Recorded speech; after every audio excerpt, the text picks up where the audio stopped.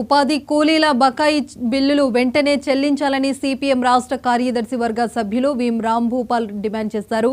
కళ్యాణదుర్గం మండలంలోని ఎర్రపల్లి, గూడూరపురం, షెట్టూరు మండలం, యాటకల్లు గ్రామాల్లో ఉపాధి హామీ పనులను రాంభూపాల్ జిల్లా కమిటీ సభ్యులు అచ్యుతో కలిసి పరిశీలించారు.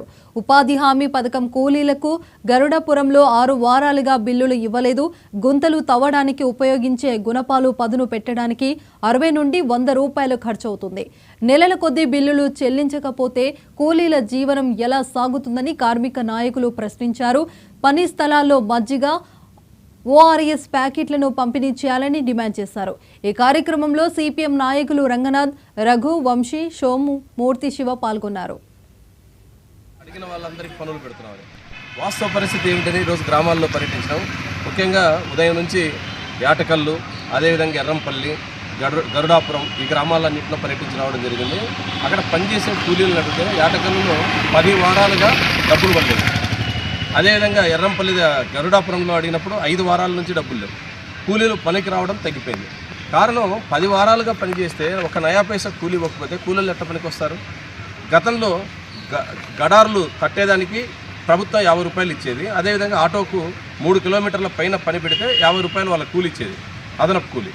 కానీ ఈరోజు ఏ రకమైనటువంటి సదుపాయం గత 4 సంవత్సరాల నుంచి లేదు. ఇప్పుడు ఈ సంవత్సరంలో కూడా అదే పద్ధతి కొనసాగుతుంది.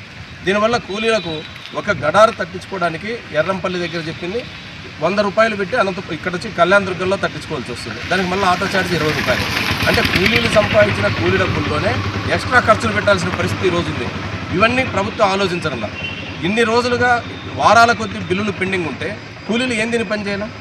పక్కన పల్లెల్లోనేమో పనులు లేవు, వ్యవసాయ పనులు పూర్తిగా తగ్గిపోయినాయి, ఏ రకమైన పనులు లేవని చెప్పేసి వాళ్ళు చెప్తున్నారు.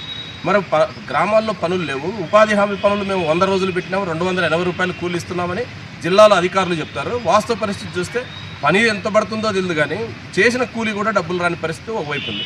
అందుకని మేము ప్రభుత్వాన్ని కోరుతున్నాం, తక్షణం పెండింగ్లో ఉన్న బిల్లులన్నింటినీ ప్రభుత్వం వెంటనే జమ చేయాలి. ఈరోజు పత్రికలకు ప్రభుత్వం లీకేజ్ వార్త ఇచ్చింది, 2 రోజుల్లో డబ్బులు పడతాయని. 2 రోజుల్లో పడతాయో లేదో కానీ మొత్తం మీద ప్రభుత్వం వెంటనే ఇకపోతే మాత్రం కూలీల్లో పెద్ద ఆందోళన బయలుదేరుతుంది. అదేవిధంగా రేపు ఏప్రిల్ నుంచి కొత్త పనులు ప్రారంభమవుతాయి.